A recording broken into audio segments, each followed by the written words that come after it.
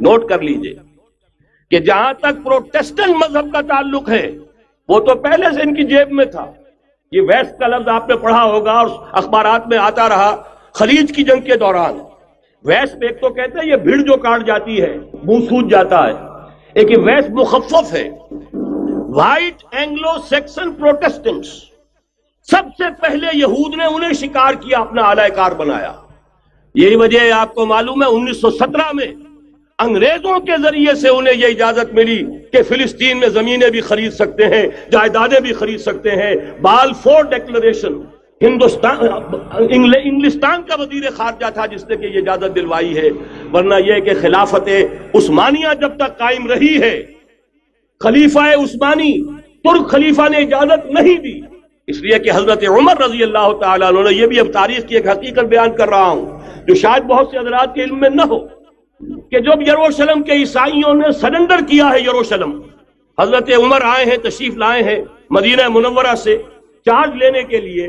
اس وقت جو ٹریٹی لکھی گئی ہے، جو معاہدہ ہوا ہے، اس میں وہاں کے یہودیوں، یہاں کے عیسائیوں نے طے کرایا تھا کہ یہاں آپ یہودیوں کو آباد ہونے کی اجازت نہیں دیں گے. یہودی آ سکتا ہے، زیارت کر سکتا ہے، اپنے مقامات مقدسہ کو آ کر دیکھ سکتا ہے، یہاں آباد نہیں ہو سکتا. اور یہ کون شرط رکھ رہا ہے؟ عیسائی. اس وقت تک عیسائیوں کی دشمنی یہودیوں کے ساتھ اس درجے میں تھی.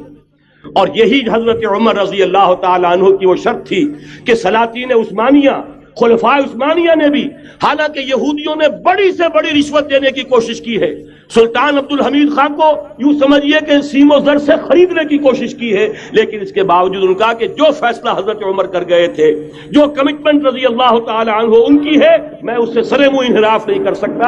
اصل میں اسی کی تو صدا ہے جو فری میسنری کے ذریعے سے خلافت کا خاتمہ کرایا گیا، کہ یہی سب سے بڑی رکاوٹ ہے. اگر خلافت ختم نہ ہوتی اور اگر کہیں جہاد کا اعلان خلیفہ عثمانی کی طرف سے ہو گیا ہوتا تو یہ کہی تھی بات جب حضرت شیخ الہند رحمۃ اللہ علیہ جب یہ اسیری میں تھے مالٹا میں، تو وہاں کا انگریز کمانڈنٹ، اس نے چونکہ وہ کچھ مرید ہو گیا تھا یا کم سے کم عقیدت مند ہو گیا تھا، ایک روز حضرت شیخ الہند نے ان سے سوال کیا اس شخص سے کہ آپ لوگ ہماری خلافت کے پیچھے کیوں پڑے ہوئے؟ یہ تو بیمار، تم خود کہتے ہو یورپ کا مرد بیمار ترکی، آپ کو کیا ڈر ہے اس سے؟ آپ کیوں اس بیچاری خلافت کے در پہ ہیں؟ اس شخص نے جواب دیا تھا، مولانا اتنے بھول پن کے ساتھ بات نہ کیجئے، ہم بھی جانتے ہیں آپ بھی جانتے ہیں، اگر کہیں خلافت عثمانیہ کی طرف سے جہاد کا اعلان ہو گیا تو پورے عالم اسلام سے لاکھوں مسلمان اپنے سروں سے کفن باندھ کر نکل آئیں گے. آج اس گئے گزرے دور میں بھی اس کمزور اور یوں سمجھیے کہ نام نہاد خلافت کے اندر اتنی جان ہے، اتنی طاقت ہے، لہذا اس کو ختم کیا گیا. اور ختم کرایا گیا کن کے ذریعے سے؟ وہ جو مسلمان کہلاتے ہیں تھے فری میسن، مصطفیٰ کمال پاشا فری میسن، اور اس کے ذریعے سے انہوں نے سارے کام جو کروائے وہ در حقیقت اپنے سازشوں کے ذریعے سے اور مسلمانوں کو استعمال کر کے کروائے. بہرحال بات لمبی ہو رہی ہے.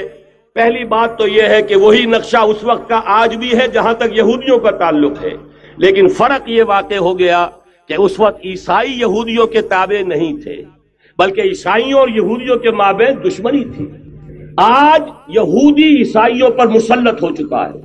فرنگ کی رگے جاں پنجے یہود میں ہے، اور آج کے فرنگ کا لیڈر امریکہ ہے.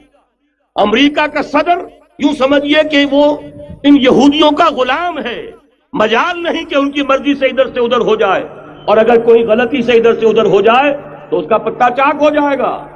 آپ دیکھیے کیا حشر ہوا ہے بش کا، حالانکہ بہت بڑا ہیرو بن کر نکلا تھا گلف وار سے، لیکن ذرا سا ایک بیان دے دیا تھا کہ جو اسرائیل کو پسند نہیں آیا، تو جو الیکشن میں چاروں شانے چت ہوا ہے اس کا جو حشر ہوا ہے وہ دیکھ لیجیے. تو پہلی بات تو یہ سمجھ لیجیے کہ آج بھی یہودی یہ نیو ورلڈ آرڈر ہے، نیو ورلڈ آرڈر، اور اس میں عیسائی دنیا اس کی اعلی کار ہے. اصل دشمن نمبر 1 میرے اور آپ کے اندر موجود ہے، میرا اور آپ کا نفس، اور دوسرا خارجی دشمن سب سے بڑا یہودی.